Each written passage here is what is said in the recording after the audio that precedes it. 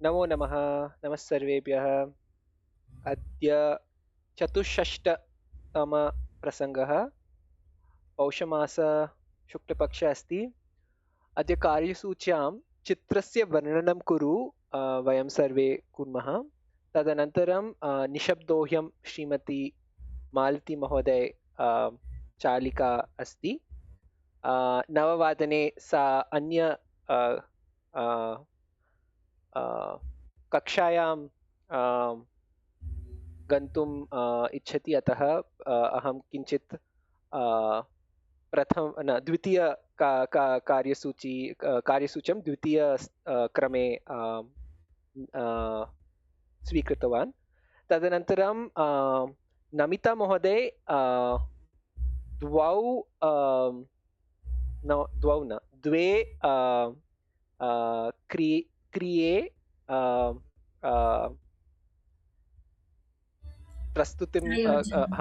प्रस्तुतिं करोति। तदनन्तरं कथामालिनी, अन्तिमे चतुष्षष्टिकलाः। अस्तु, आरम्भं कुर्मः। चित्रस्य वर्णनं कुरु। अग्रिमपुटे एकं चित्रं चिनोतु, तस्य उपरि 3 वाक्यानि रचयतु।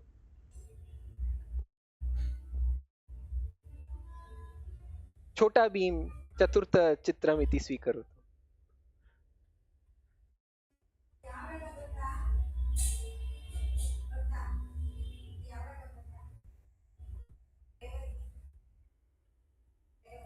अहं वदामि वा? आम्।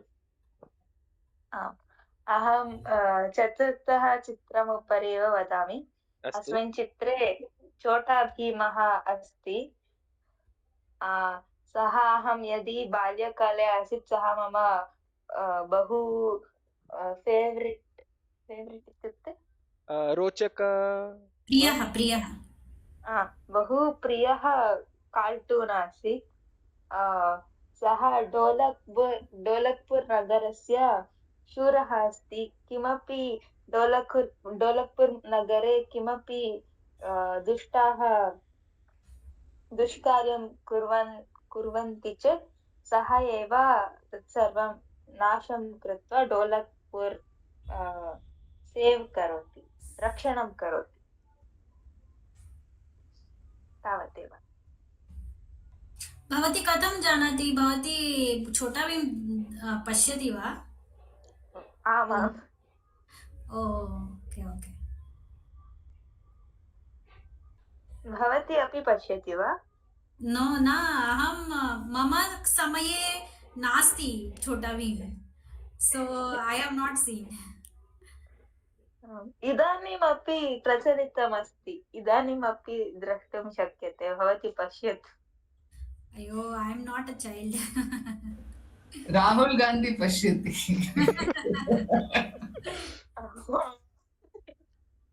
अहमपि पश्यामि, किन्तु अहं राहुल गान्धी समाने नास्मि। इन्दुमती नाम कन्या, राजकन्या अपि राजकुमारी। राजकुमारी अस्ति।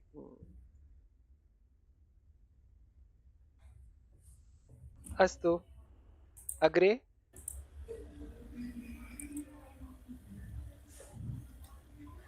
अहं प्रथमचित्रं चिनोमि। कुम्भमेला समये tent, what to say? Tent. What is for tent? प्रथमं चित्रं चिनोमि। अस्मिन् चित्रे एकः कम्बा नो पटमण्डप. टेंट इत्युक्ते पटमण्डप.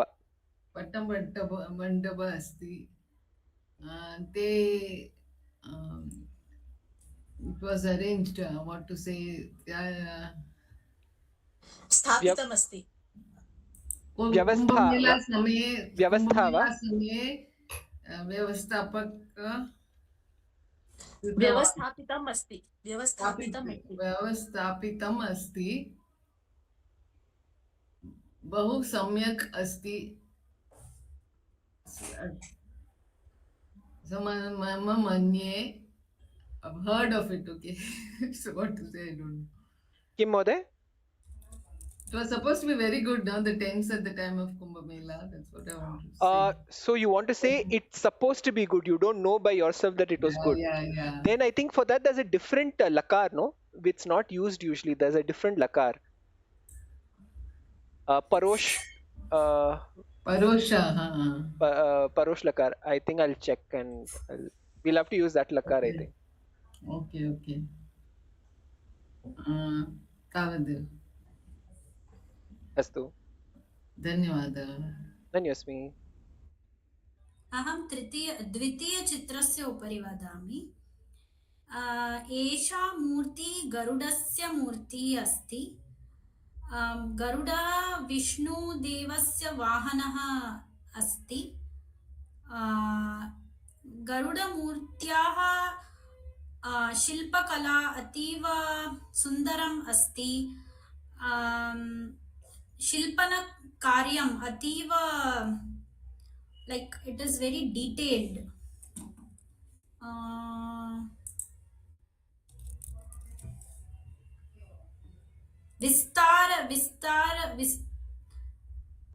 विस्तारिता अस्ति। अस्तु।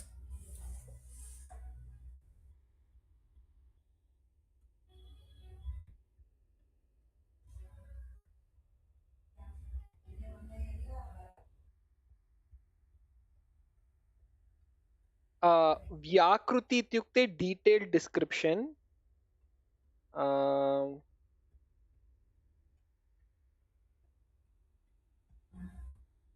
व्यूह अपि डिटेल्ड डिस्क्रिप्शन एव, परन्तु पृथु इत्युक्ते डिटेल्ड इति स्वीकर्तुं शक्यते। पृथु। अस्तु। सीमा महोदय।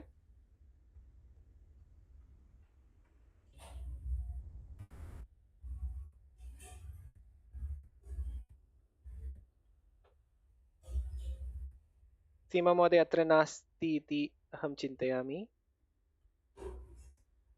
एवं चिन्तयन् अहं तृतीयचित्रं चिनोमि।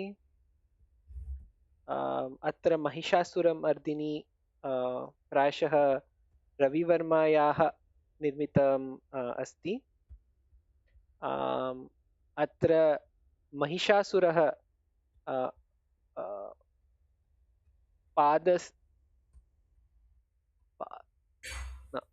पादाभ्याम अधो what is for crouch? We saw it no before.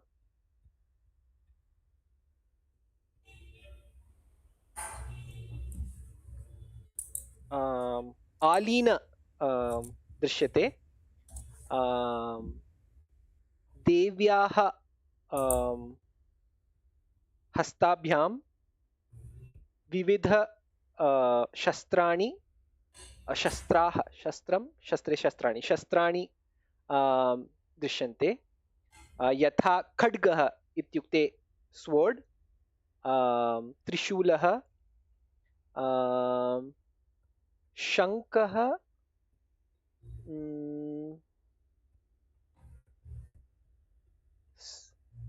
Shield इत्युक्ते किम्? कवच। कवच इज आर्मर खलु? हाँ, परन्तु कवच एव। शरावर, शर अपि दृश्यते। एरो इति। हाँ, न शरा न दृश्यते। What is the arrow? I thought I think arrow is shara, no? Dhanush and Shara. हाँ, so shara is the arrow, I think.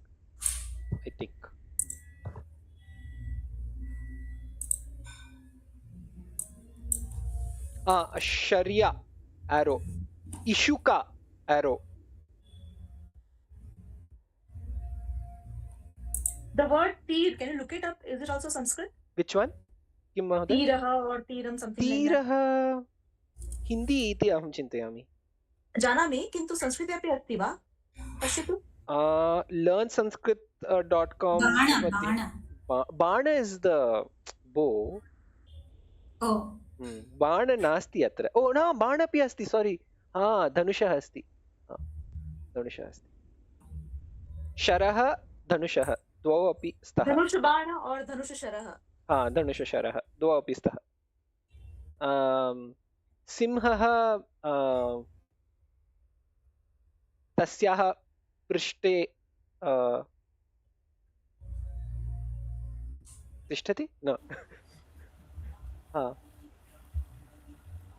अस्तु तावदेव मुखं शान्त अस्ति न शान्तरूपी अस्ति मुखं किञ्चित्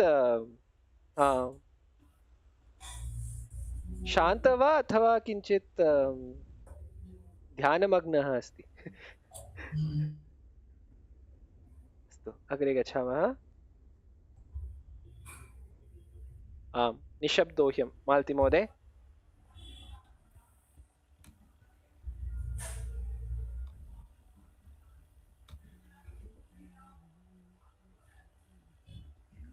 अद्य अहं गृहक्रीडा पश्यामि अस्तु पश्यामि नो प्रदर्शयामि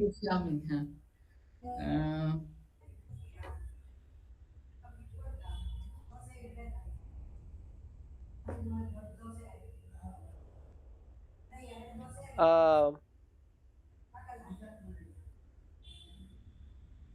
बुगरी टॉप for top किञ्चित् हस्तः उपरि करोतु महोदय it is bugri it is quite you can guess it easily in Sanskrit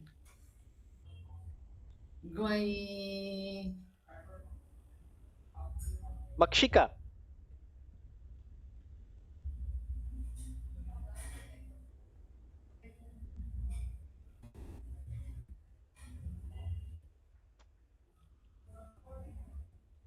guess na only Makshika you know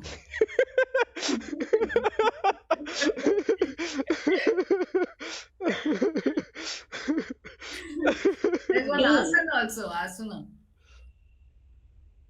Honeydeeva.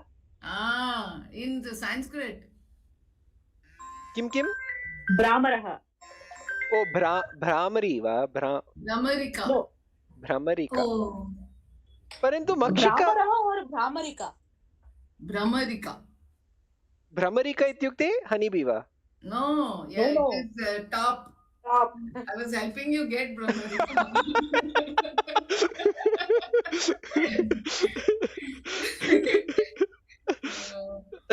next one someone is messing महोदय huh lagori no ओ like कैटपुल्ट तस्याः नाम न जानामि not played at all the marble game ओ गोली Goli. but what is it in Sanskrit golika is okay one part the other one गोली soda no made of what is it made ओ of glass no glass इत्युक्ते कंचन वा kacha golika काचगोलिका third one cards पत्राणि पत्रक्रीडा oh एकं पत्रक्रीडा अस्ति next one is pullanguri we say in Tamil I don't know what it is in this nobody will get it so I'll tell you what it is it's gartha purana krida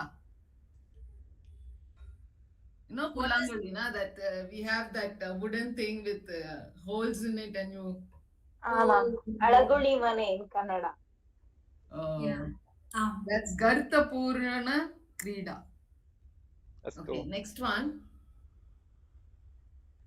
dice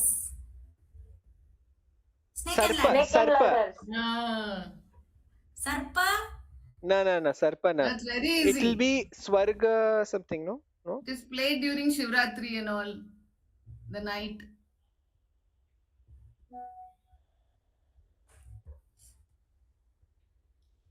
Snake and ladder in Sanskritam. Yeah, it's very easy. You would have heard of it.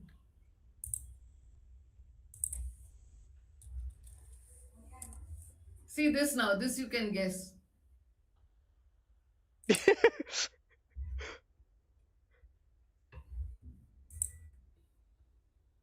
Sarpa Shreni. No. What? What? Marana, After. Swarga, Sarpa. Ah. What is Swarga called? Another word. Vaikuntha, Nirvana. No. No, Vaikuntha, another word. Oh. Paramapada. ah, Oh. Pada. You heard of it, no? wow. Paramapada. Ah. This is. How do I do it?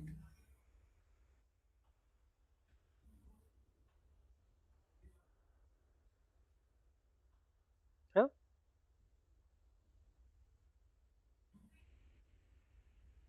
Pancha, Shad, Sapta, Nava, Dasha.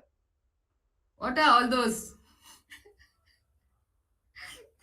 Sankhyaha. Ah.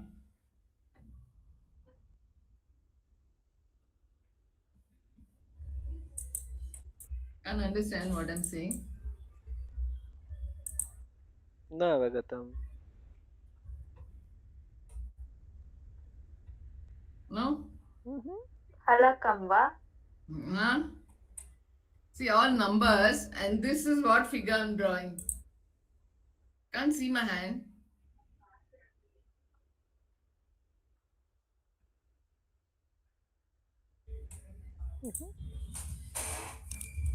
न जानामि.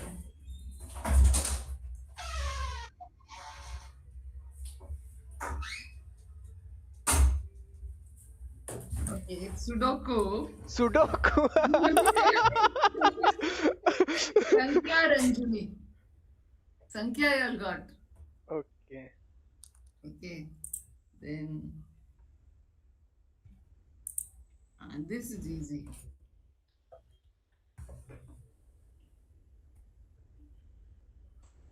Hopscotch, huh?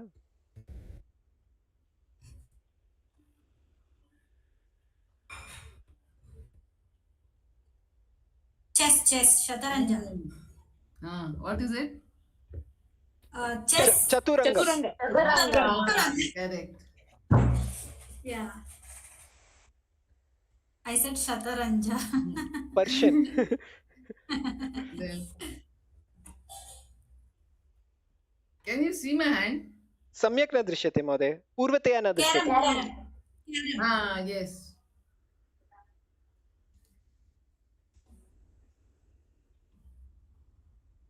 परन्तु What is carrom it? किम्? Gauta. गौटा. Finished. धन्योऽस्मि महोदय. गौटा. Paramapadam you all have heard, right? आम् आम् आम्. No, Never I'm know. not. Sutavati. तमिळ्नाडुप्रदेशे परमपदमेव अहमपि श्रुतम्. Oh. संस्कृतमे अपि परमपदमेव वा? Yeah. अस्तु.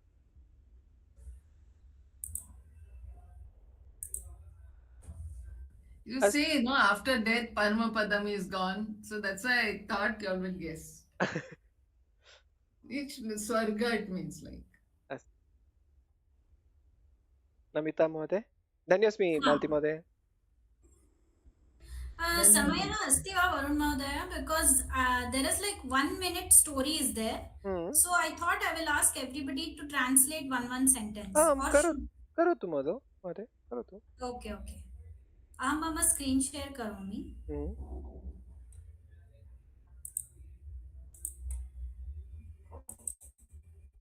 दृश्यते वा? आम्. हा. So this is एषा एकनिमिषकथा अस्ति. So सर्वे प्रयत्नं कुर्वन्तु अथवा एकमेकं कृत्वा वदतु संस्कृते. Once upon a time, on a very hot summer day, a thirsty crow was flying. प्रयासं करोतु. एकस्मिन् दिने ग्रीष्मकाले पिपासा काकः उड्डीयन् अस्ति उड्डीयमानम् आसीत्. उड्डीयमानम् आसीत् अस्तु. ओके.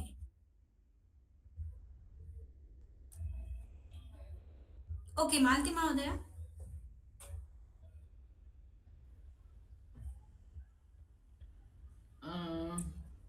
जलं शोधितुं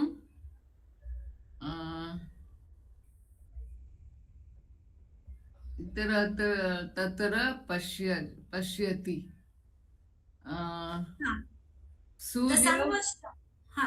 सूर्यप्रकाशे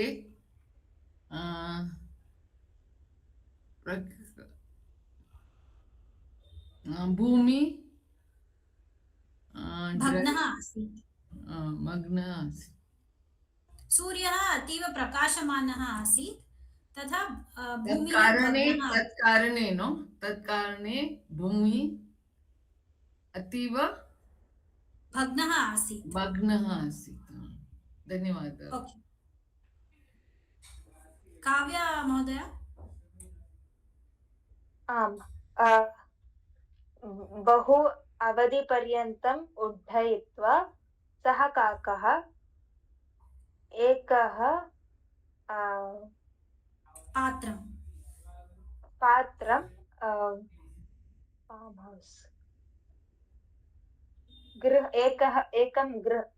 एकं गृहस्य समीपे पश्यति. ओके. सीमा महोदय.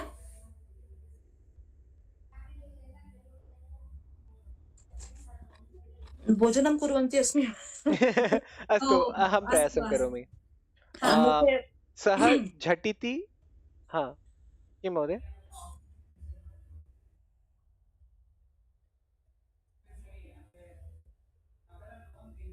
वदतु. सः झटिति अवतीर्य what is jug? पात्रस्य अन्ते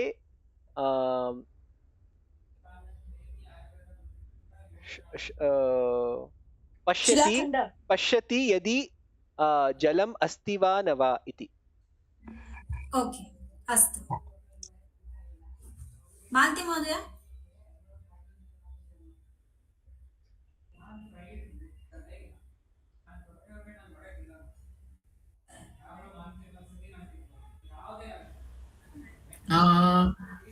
आम्. किञ्चित् जलं पात्रस्य अधः अस्ति.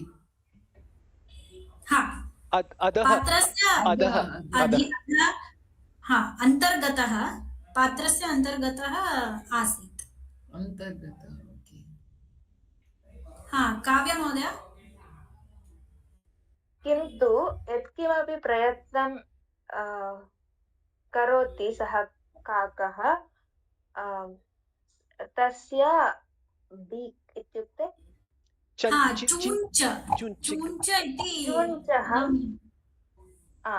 चूञ्चः जलस्य समीपं गन्तुं न शक्यते. ओके. तथापि चूञ्चः जलस्य समीपे स्पर्शं कर्तुं न शक्यते. सम्यक्. सीमा महोदय.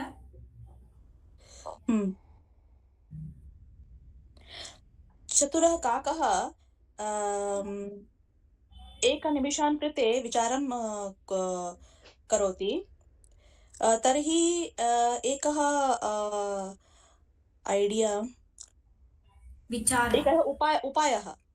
उपायः तस्य मनसि आगतम्.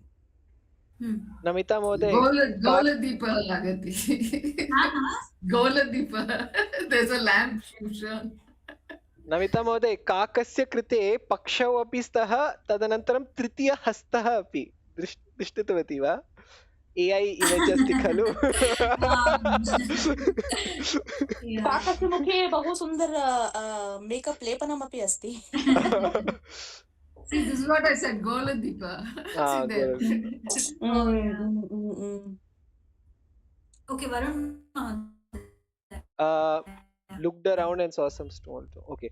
सः परस्परं पश्यति. परस्परम् is the mutual. Okay. Around. अत्र तत्र वा? Okay. अत्र तत्र पश्यति. केचन पाषाणखण्डानि समीपे सन्ति इति. लघुपाषाण खण्डान्. मालती महोदय. एक कृत्वा what? एकम् कृत्वा काकः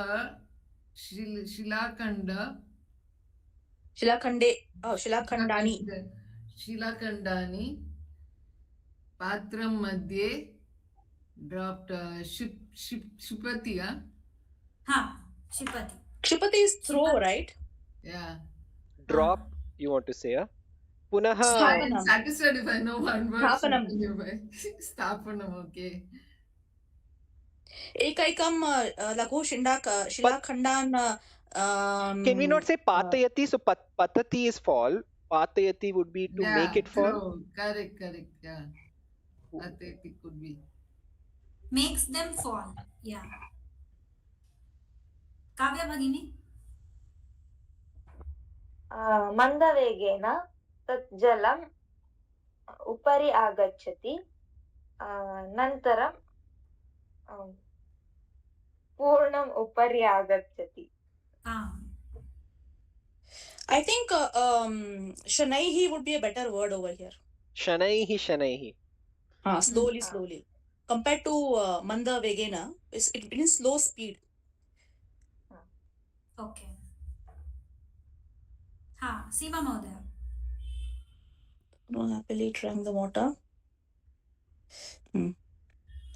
Kakah jalam pitwa bahu refresh. What's the word for refresh? Bahu Urja punasthapana. Energized. What is a better word?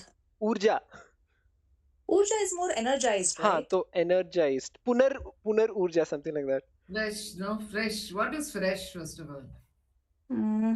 Computer sanganake punah sampadana ityukte refresh. Navikarana is creating something, right? Navikarana.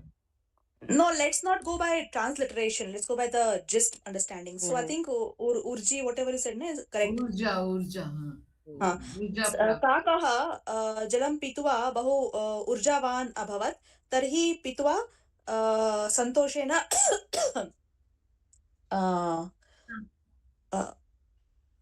what should we say? Gatvan. Udayati.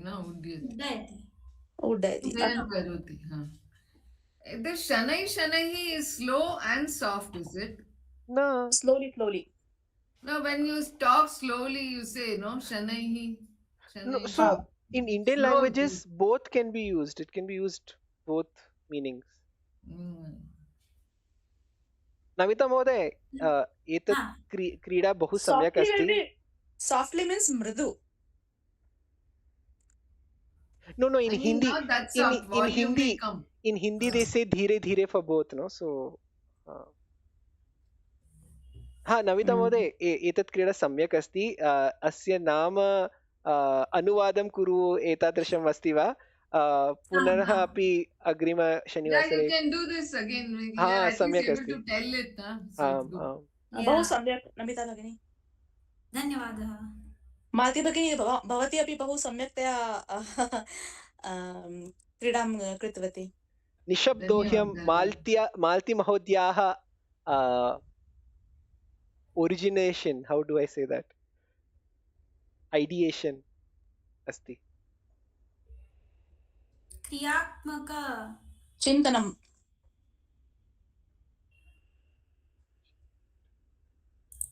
I think it'll come something like pravartaka. Sanshothanam is Pravartaka. discovery. Pravartaka asti. Oh, okay. अस्तु अग्रे गच्छामः वा नमिता महोदय? Okay, 1 second.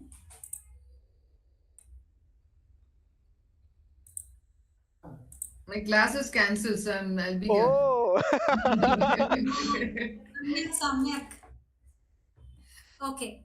So today we will learn Asmat Shabda Roop Saptami Vibhakti. So it is Mai Avayoho Asmasu. So the purpose of this exercise is everybody should remember this, like when we are constructing sentences. So it is simple only. Okay, so the different meanings are in me, on me, upon me, and at me. Okay, so you have to construct sentences and using these three, and along with these helping words, bhavana, asha, bhitihi, shaktihi, dhairyam, or any word which represents any emotion, you can use that also. Or if you're very confident, you can use some other words also if you want. So I have written some examples. Yada avam vyaghram drishtau tada avayoho भीतिः वर्धिता कठिन समये अपि अस्मासु आशा जीवति मयि आरोपं मा करोतु समुद्रं वदति मयि रसायनानि मा क्षिपन्तु. So you can use these helping words or any other word, like I have written मयि आरोपं मा करोतु. In that I have not used any helping word.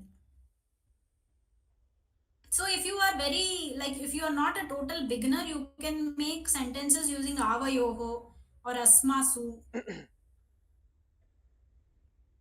Okay, you can take some time to think.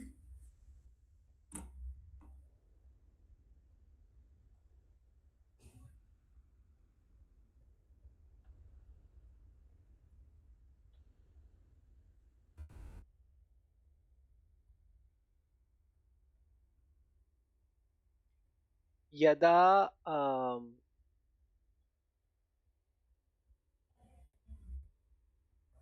भारतीय यदा कोऽपि वन्दे मातरं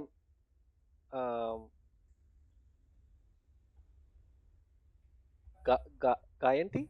No, what would be the right one? गायति, सा गीता अस्ति. गीतं गायन्ति तदा अस्मासु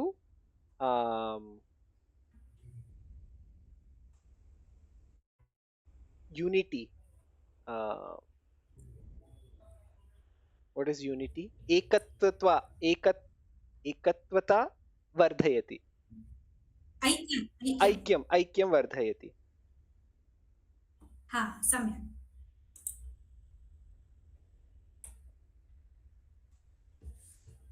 नमिता भगिनी, मयि विश्वासः नास्ति वा? अस्ति.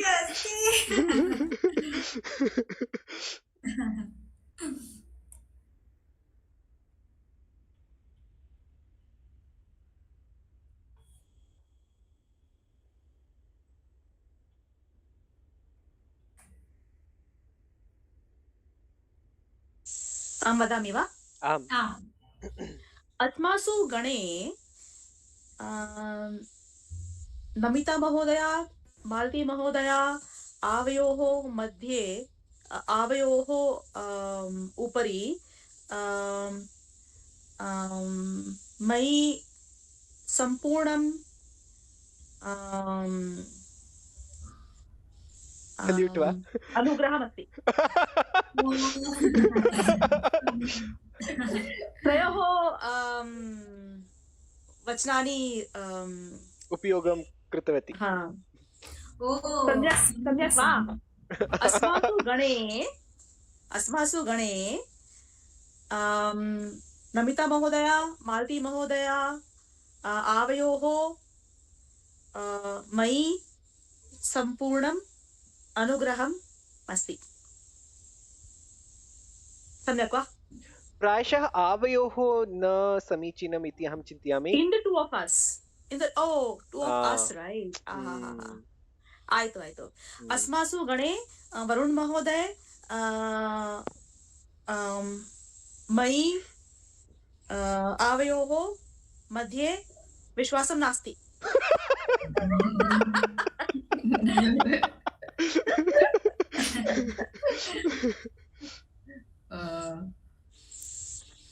मम पुत्र मयि बहु क्रोधेन दृष्टवान्.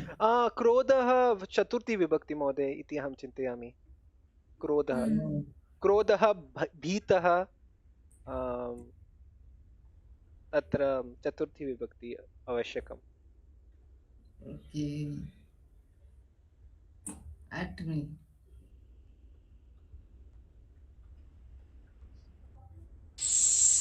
नमिता भगिनी, आम् अस्मासु and अस्माकं द्वयोः मध्ये भेदः कः?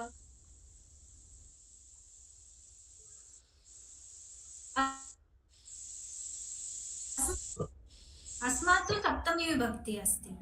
सो I think अस्माकं means हमारा in Hindi. Like you can say Okay. of us. परन्तु अस्माकमेव इति खलु. मयि आवयोः अस्मासु अस्माकं कदा आगच्छति? षष्ठी विभक्ति वा? अस्माकं षष्ठी, is it? Yeah. So what do we call the Indian army?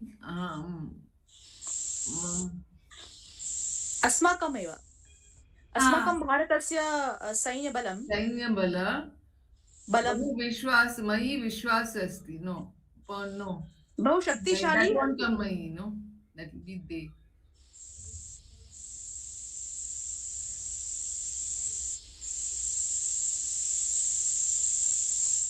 I can't think of anything. अस्मासु वदतु. वयं सहायं कुर्मः. अहं पुनः प्रयासं करोमि. कदा केचन काकाः लघुपाषाणखण्डाः चञ्चुकैः स्वीकृत्य चञ्चुकेन अस्मासु प्रहारयन्ति. सम्यक्.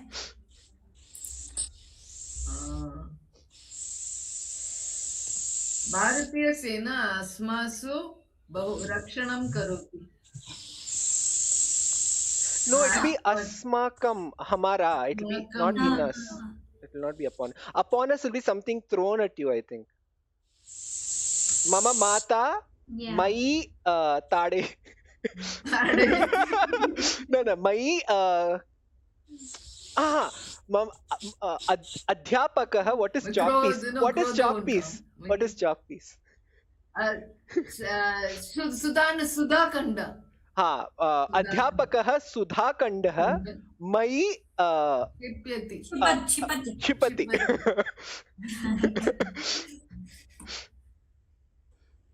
Malti Mahodaya, something simple, like from the examples you can say, or you can use these helping words.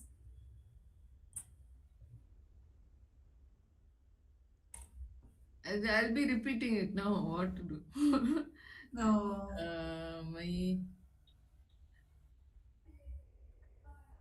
You can use Shaktihi, Dhairyam.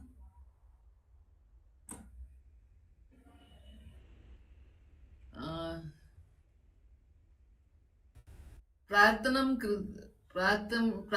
कृत्वा मम धैर्यं वर्धति. No? Mama, you said. Mayi dhairyam. No, Mayi won't come there. No. Mayi dhairyam vardhayati. Mayi dhairyam. यदा नमिता महोदय अपूपं पक्तवती. No, what would it be? पचितवती. सुगन्धः यदा मम घ्राणे प्रविशति मयि बुभुक्षा वर्धते।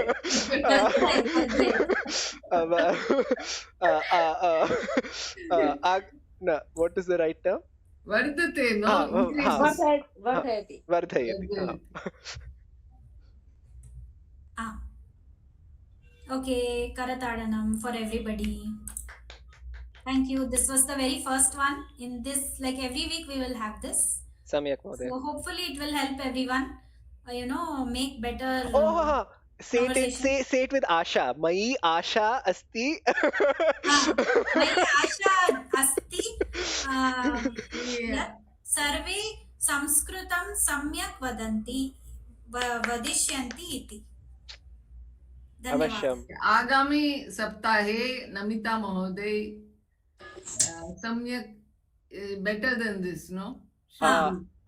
मयि सम्यक्तया विश्वासः अस्ति. सम्यक्तया करिष्यति इति मयि विश्वासम् अस्ति. भावयामि. अहं प्रयासं करोमि. सम्यक् महोदय. Or even Asha se we can say. Asha se sounds Hindi mode, is it right? नहीं इति हम आशा से. Oh. संस्कृतम् अस्ति आशा. आशा परन्तु आशा से.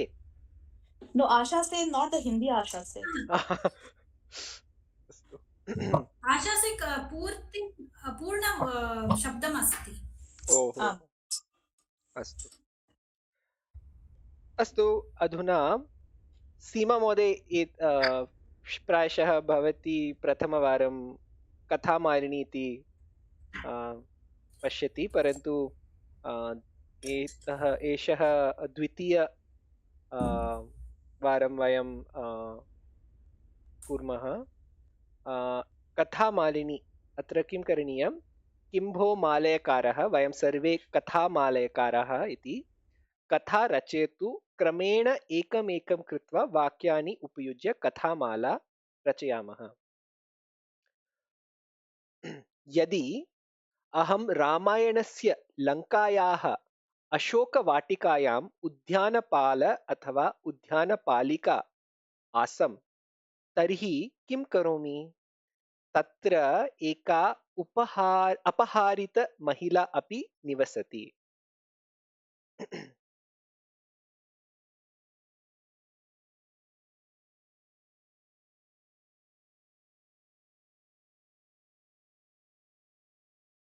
सीमा महोदय गतवासरे टैटानिक्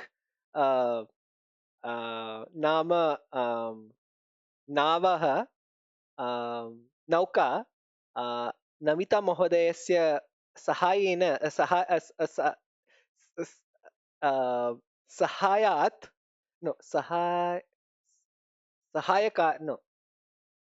नमिता महोदय कारणेन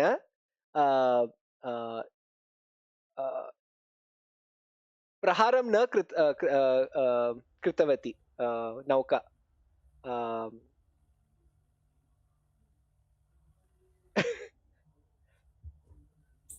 अहं रक्षितवती. रक्षितवती. सा रक्षितवती. सर्वे जनाः सुरक्षिताः एव सन्ति.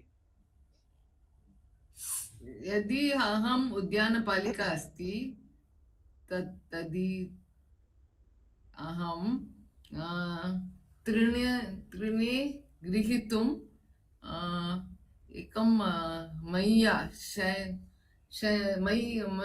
मञ्चा कृतवती. पुनः महोदय.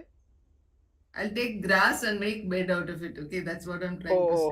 तृणं mattress. तृणं गृहीत्वा नो collect.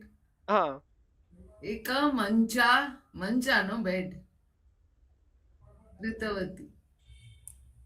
शय्या. It is यदि तर्हि not तदि. तर्हि यदि तृणशय्या रचितवती. अस्तु. अग्रे अस्ति वा अथवा अत्रैव स्थापयति वा महोदय? Oh, I thought everyone will No, continue no. after If that. you want to continue, you can. Otherwise, someone else. हाँ, अतः एव. Someone else, yeah. हाँ, अस्तु. अन्य कोऽपि?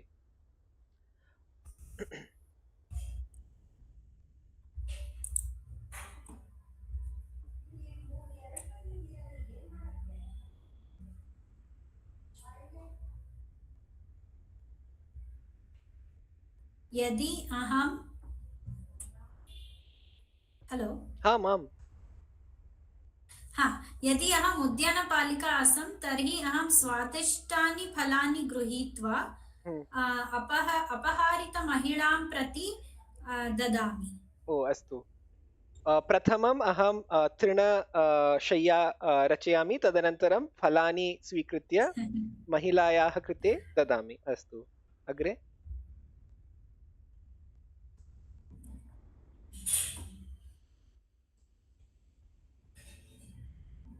अहं प्रतिदिनं महिलां प्रति वार्तालापं करोमि. वार्तालापं कृत्वा एतत् अपि गमिष्यति, भवत्याः पतिः आगच्छति इति धैर्यं स्थापयामि तस्याः मनसि. अस्तु. एवं धैर्यं स्थापयित्वा अहं तृणशय्यायां निद्रां स्वीकरोमि प्रतिदिनं. उद्यानपालककार्यं न करोमि.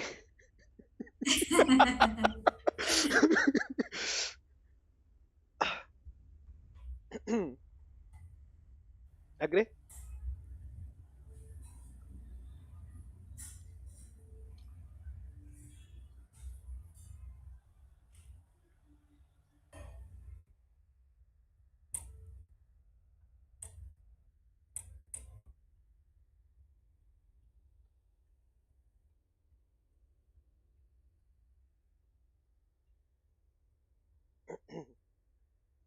तत्रैव वा? निद्रा एव?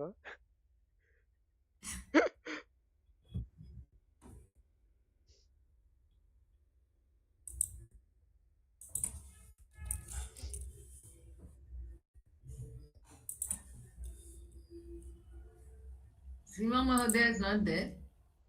प्रायशः नास्ति.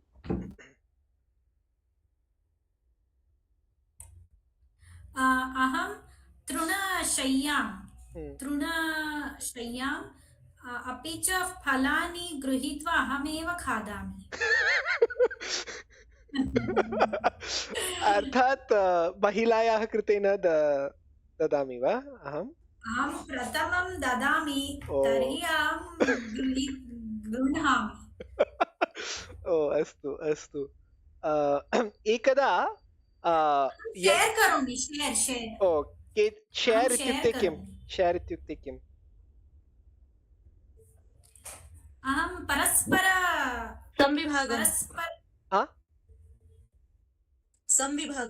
संविभागं करोमि. अस्तु. परन्तु एकदा यदा अहम् एतादृश एव शय्यायां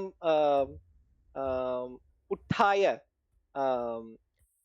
फलानि स्वीकर्तुं गच्छामि, तत्र अहं दृश्यामि सर्वे वृक्षाः खण्डित सन्ति. एकमपि फलं न पश्यामि. किम् अभवत्? नमिता महोदय अस्ति वा तत्र? अहं न ज्ञातवती. अहं चिन्तितवती किं वक्तुं प्रयासं करोति महोदयः. Now I got it.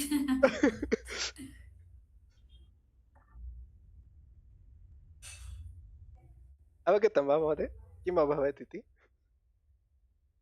अहमेव सर्वाणि फलानि खादितवती खलु. अहम् एतादृशं कथा वक्तुं न इच्छामि, परन्तु तदपि अहं स्वीकर्तुं शक्नोमि. उद्यानपालिका अस्ति वा नास्ति वा नमिता महोदय?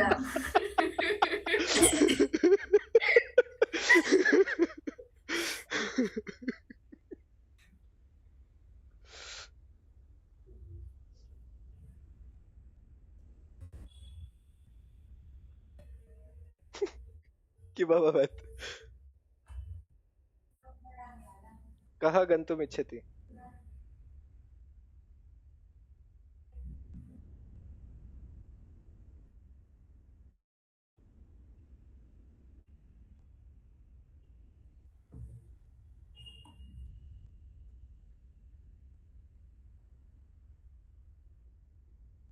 अस्तु, अहमेव वदामि वा?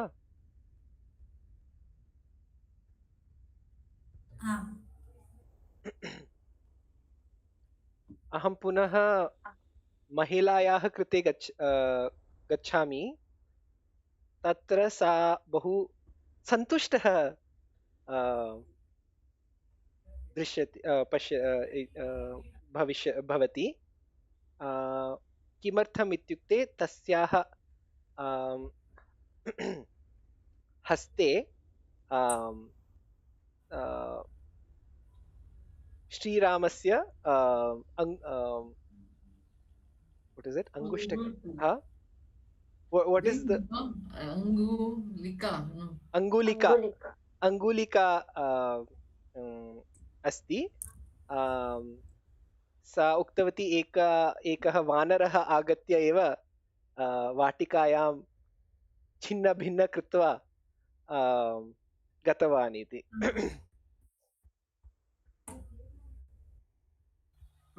सः हनुमानः। हनुमान् एव। वानरस्ति वा? हनुमान्। नन्दिका अस्ति।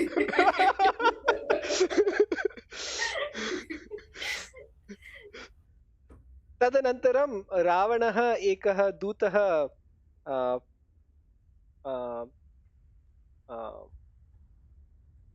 दूतः न रिपोर्ट् वा I want to say I get instruction that I need to repair because I'm the Malayakara. I need to repair the Vatika.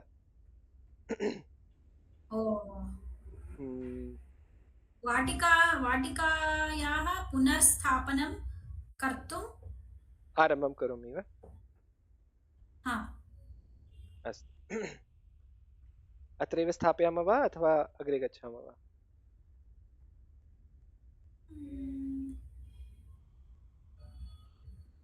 अग्रे गच्छामः। अस्तु। अधुना अहं चतुष्षष्टि कलाः उपरि वक्तुम् इच्छामि। अहं नामाः एकमेकं कृत्वा वदामि। गीतविद्या इत्युक्ते गीतं गीयन् कथं सङ्गीतं तत् प्रथमं। वाद्यविद्या इत्युक्ते यन्त्र, यथा वीणा अथवा कोऽपि घटं, मृदङ्गम् एतादृश वाद्य। नृत्यविद्या पुनः नृत्यं। नाट्यविद्या अत्र नाटकं, रूपकम् एतत् सर्वम्। आलेख्यविद्या इत्युक्ते चित्रं यदि वयं रचयामः तत्। विशेषकछेद्यविद्या इत्युक्ते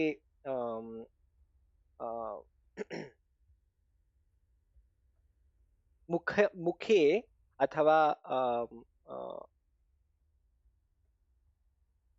अङ्गानि उपरि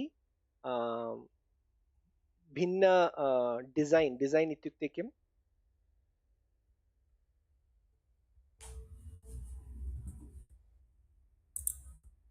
परिकल्पनाः यदि वयं रचयामः तत् विशेषकछेद्य विद्या इति।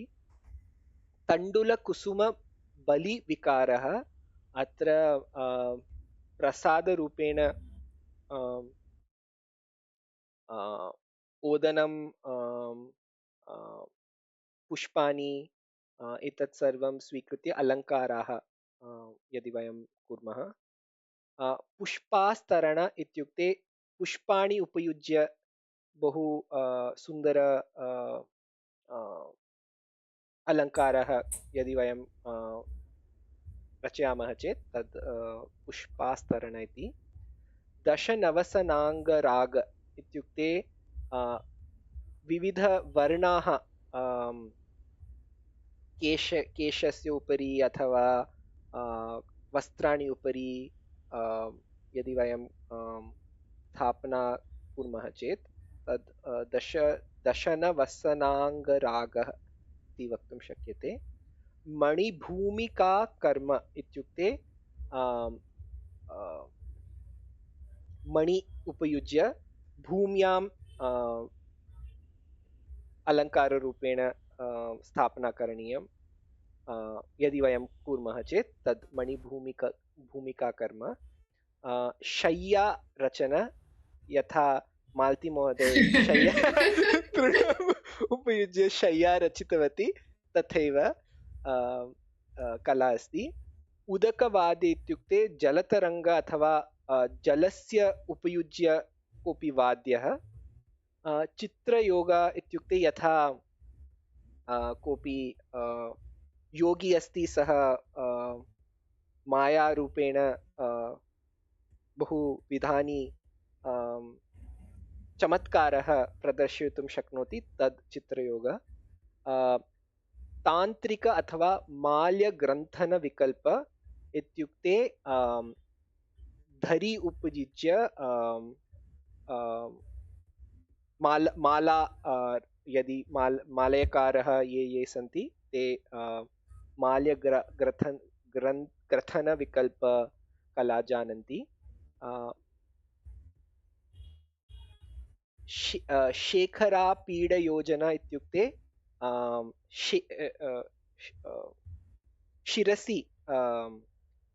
शिरस्य उपरि वस्त्रम् उपयुज्य किरीटं यदि वयं स्थापयामः तद् शेखरापीडयोजना। अधुनापि हरियाणा पञ्जाब् प्रदेशे द्रष्टुं शक्यते। नेपथ्यप्रयोग इत्युक्ते नाट्य समये लैक् ड्रेस्सिङ्ग् रूम् अस्ति खलु, नेपथ्य इत्युक्ते behind the curtain. So preparation, how to basically it's like your stage manager not stage manager, makeup artist before the person comes to the stage. So tad nepathya prayogah. Karnapatra bhangah ityukte ear piercing, vayam sarve janimah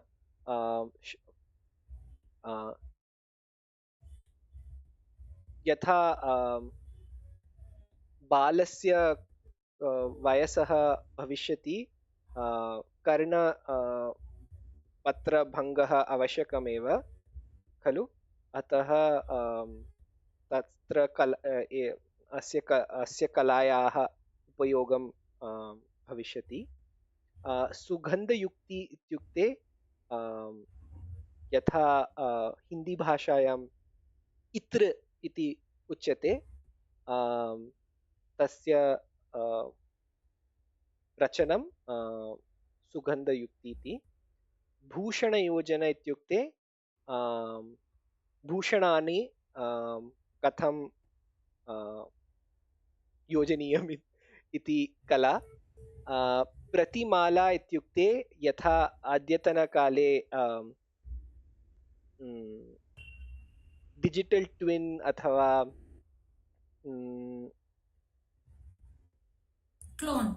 cloning उच्यते, तथैव यत्किञ्चित् अपि यदि वस्त्राणि अथवा यन्त्राणि समानरूपेण पुनः पुनः मास् प्रोडक्शन मैन्युफैक्चरिंग यदि रचयितुं शक्नोमि चेत् तद् प्रतिमाला। कौसुमार योग इत्युक्ते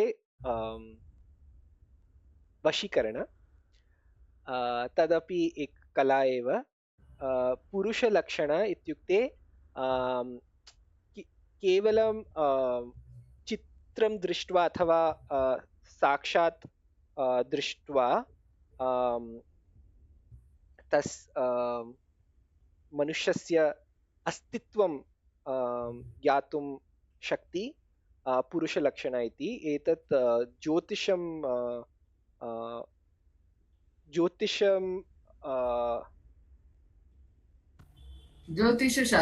ज्योतिषशास्त्रमस्ति ऐन्द्रजाल यथा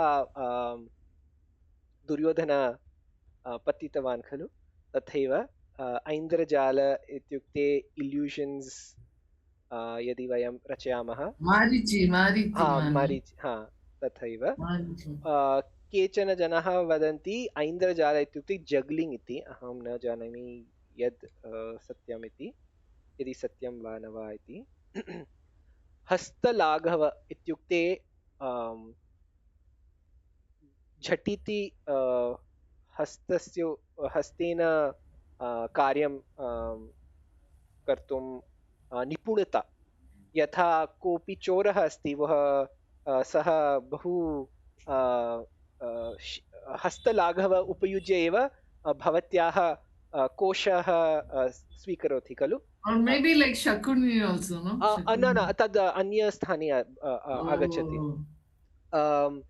चित्रशाकपूपभक्ष्य पूप यथा नमिता महोदय पूपः पचितवती तथैव चित्रशाकपूपभक्ष्यविकारक्रिया इत्युक्ते भोजनं सम्यक् ये पचनं कर्तुं शक्नुवन्ति ते सर्वे चित्रशाकपूपभक्ष्यविकारक्रिया Vikara is good, huh? I thought Vikara was bad. I think Vikara here is varieties. Oh.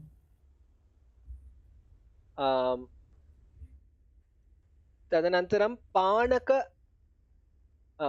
पानकरसरागासवयोजन पानक इत्युक्ते वयं सर्वे जानीमः like we have Neermor Panaga, so it's like any drinks, so refreshing drinks, and then juices, phala rasa स्वीकृत्य रचनं यदि वयं कुर्मः चेत् तदनन्तरं सूचिवायकर्म इत्युक्ते एम्ब्रायडरी वर्क् वीविङ्ग् एतत् सर्वं सूचिवायकर्म अस्ति सूत्रक्रीडा इत्युक्ते खट्टपुतली उपयुज्य पाञ्चालिका उपयुज्य रचयामः वीणा डमरूकवाद्य इत्युक्ते वाद्य कथं रचनीयं तद्वयं जानीमः प्रहेलिका इत्युक्ते यथा प्रहेलिका अस्ति परन्तु कोऽपि रचयति चेदेव भविष्यति खलु तद् दुर्वाचकयोग इत्युक्ते ये टङ्ग् ट्विस्टर्स् सन्ति तद् पुनः पुनः शीघ्रं वक्तुं ये शक्नुवन्ति ते दुर्वाचकयोग कला जानन्ति पुस्तकवचन इत्युक्ते शीघ्रं पठितुं शक्नोति अथवा पठित्वा तस्य कथा सम्यक्तया वक्तुं शक्नोति अहं चिन्तयामि किञ्चित् विलम्बः जातः इति अत्रैव स्थापयामः वा सीमा महोदय मां